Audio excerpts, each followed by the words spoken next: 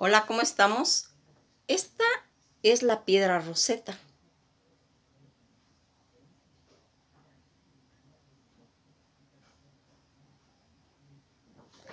Esta piedra que ha sido exhibida, expuesta al público desde 1802 en el Museo Británico, donde es la pieza más visitada. La primera traducción completa del texto del griego antiguo apareció, dicen, que en 1803. Esta piedra Rosetta, descubierta el 15 de julio de 1799, el descubridor fue Pierre-François Bouchard.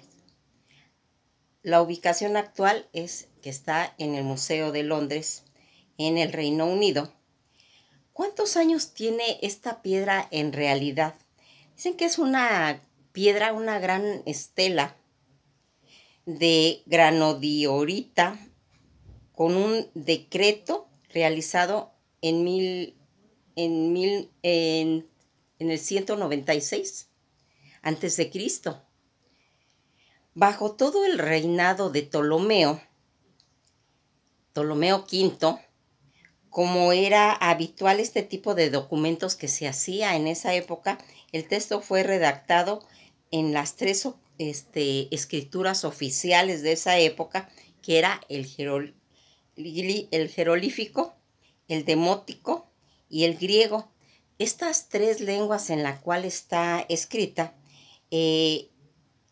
¿cuál es la importancia que se tiene de esta piedra y por qué lo estamos mencionando en este momento? Vamos a ir aclarando todas esas dudas. La piedra Rosetta y la traducción de la piedra Rosetta es uno de los artefactos más valiosos del Museo Británico, puesto que es la clave para entender el jerolífico, el egipcio. Es un sistema de escritura formado por pequeñas imágenes utilizadas inicialmente en el Antiguo Egipto para representar todos esos textos religiosos que se estaban haciendo en esa época. Se le llamó piedra Rosetta porque fue encontrada cerca de la ciudad de Rothschild en el delta del Nilo. Todas las claves para descifrar los jeroglíficos que se encuentran en dicho documento en piedra se cumplirán 215 años del descubrimiento. Por eso estamos hablando de esta piedra, del descubrimiento de la piedra Rosetta, una roca que fue fundamentalmente para comprender, porque basada en todas estas escrituras en la que está plasmada esta piedra, es como se le va dando las interpretaciones, es como poder interpretar eso y de ahí sacar para poder descifrando todos los jeroglíficos, ¿sí? Eso es por lo cual fundamental, tan visitada, tan importante esta piedra, esta estela, y que va a ser de la cultura egipcia. Unos años más tarde del descubrimiento se pudo descifrar la escritura de jeroglíficos con ese hallazgo que facilitó todos los estudios que vendrían en las civilizaciones futuras.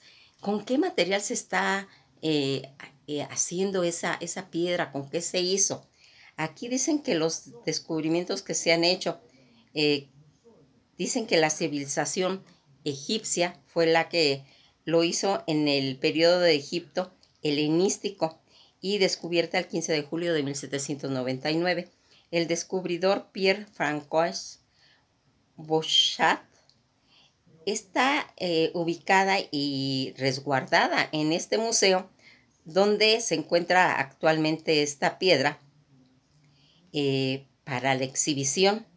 Los primeros en descifrar estos jeroglíficos, Jean-François Champollion, conocido como Champollion el Joven, cuentan que el 23 de diciembre de 1799 en París, el 4 de marzo en 1832, fue un historiador lingüístico, egiptólogo francés, considerado el padre de la egiptología por haber conseguido descifrar la escritura jeroglífica gracias principalmente a sus conocimientos que tenía.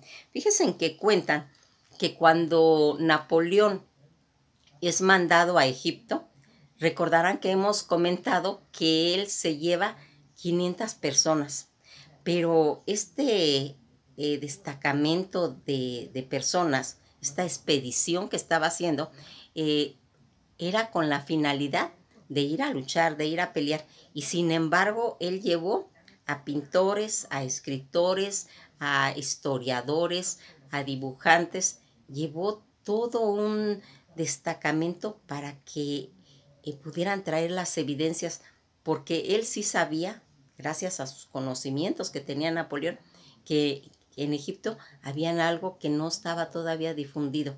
Cuando él llega, recordarán, y que hemos dicho, que llega con todos sus hombres a Egipto y que llegan a las pirámides de Egipto y les dice a sus soldados: soldados, estás enfrente de una evolución de más de 10,000 años, asombraos.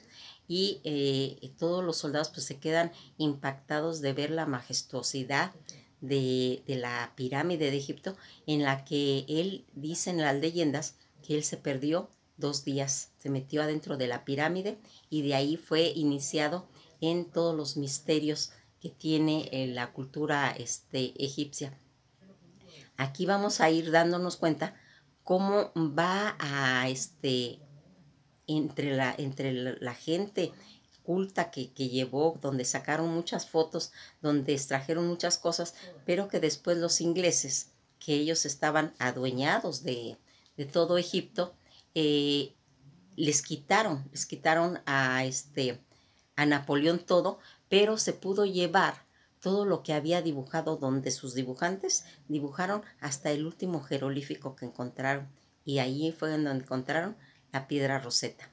La piedra Rosetta se la llevan los ingleses y actualmente está en el museo, pero todo fue hecho en dibujos, todo fue totalmente dibujado, captado, porque no había fotografía, ¿sí? Y entonces esos documentos son los que Napoleón se llevó. Dicen que uno de los oficiales que fue en esa expedición, uno de sus hijos, cuando era chiquito, llegó a la oficina donde estaban pues platicando todos ellos y vio la foto de la piedra Rosetta y le preguntó a su papá que qué era eso. Y él le dijo que era un documento histórico donde una piedra tenían esa simbología y que se habían quedado con los ingleses, que se la habían llevado a Londres. Y entonces ese niño dijo: yo voy a ser el que va a descifrar eso, el que va a descifrarla, porque yo voy a estudiar para eso. Y fíjense en que lo hizo, y ese fue Champollion. Aquí vamos a irnos dando cuenta cómo a través de todas estas anécdotas que se van sacando, se van encontrando pues también referencias del por qué está escrito en esa forma, para qué se escribieron, y dicen que la escritura de los jeroglíficos fue inventada en Egipto en el año 3200 a.C. y fue utilizada durante más de 3500 años. Sin embargo, en los últimos siglos de la historia ya pocos conocen el sentido y el uso, en lo que se reducía a una inscripción únicamente en un templo. Aquí ¿qué está escrito en esta piedra Rosetta? Dicen que la clave de la piedra Rosetta es que el decreto está escrito en 3 idiomas, como ya habíamos comentado, 14 líneas jeroglíficas egipcios, 32 líneas de escritura demótica y 54 líneas en griego.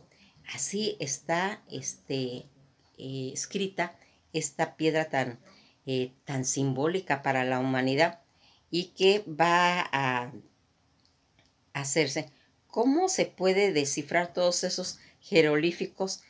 Esos símbolos pueden ser pues como un símbolo ideográfico o pictogramas, que son las formas en las que se hace la escritura de los jeroglíficos. Bueno, todos los jeroglíficos siempre se van a leer de arriba hacia abajo, pero se pueden leer también de derecha a izquierda o de izquierda a derecha. Lo importante de esto es saber identificar en qué dirección está escrita la frase, y esto se demuestra en una forma pues realmente muy sencilla, comentan los estudiadores de los jeroglíficos.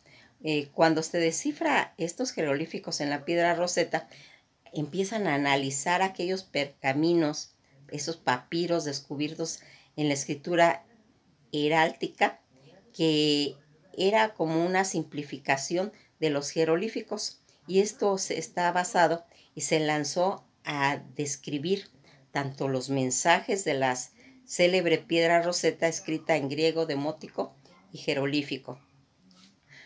En realidad, aquí que estábamos pues viendo de todos estos de esta simbología que tiene la piedra, y que va a irse haciendo que a través de la historia quede como documentos oficiales, documentos en los que son de consulta. La famosa pieza que resulta la piedra Rosetta.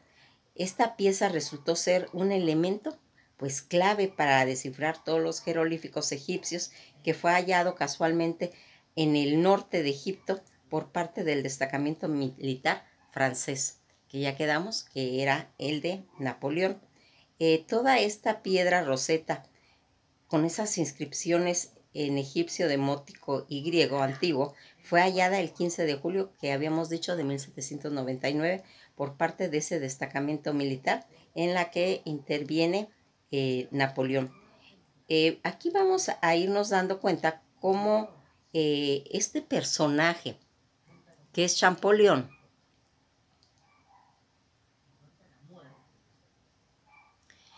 en el que van a irse pues plasmando después en pinturas de óleo a Champollion, que va a datar esas fotografías de 1831, y el cuadro se encuentra expuesto en el Museo del Louvre en París. Champollion fue quien finalmente va a descifrar todos esos jeroglíficos egipcios a través de la piedra Rosetta. Los cuidados de un tesoro que en realidad eso simboliza. La piedra Rosetta es sometida a labor de conservación por el conservador Nick Leake en la Galería Escultura Egipcia del Museo Británico en Londres.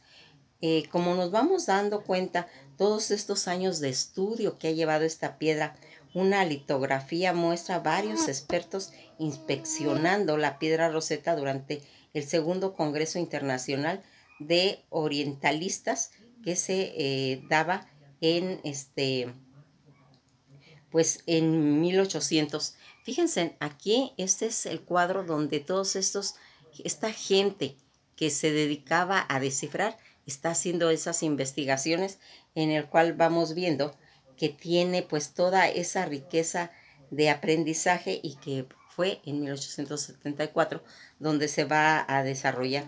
El Museo Británico de Londres, donde se encuentra la piedra Rosetta, ya se expuesta en el Museo Británico de Londres, pasó pues a manos de los ingleses en 1802, se comenta, y todos los mediados de julio de 1799 se desconoce con exactitud el día preciso. Un destacamento militar bajo las órdenes del oficial Pierre Bouchard dicen que se puso a desenterrar una antigua fortaleza egipcia denominada por los franceses Fort Julians en Rothschild, o sea, en Rosetta, en las costas norte de Egipto, cuando un soldado descubrió la llamada piedra Rosetta en un bloque de piedra granítica de unos 760 kilos, que 2 décadas después resultó ser un elemento clave para descifrar toda esta riqueza.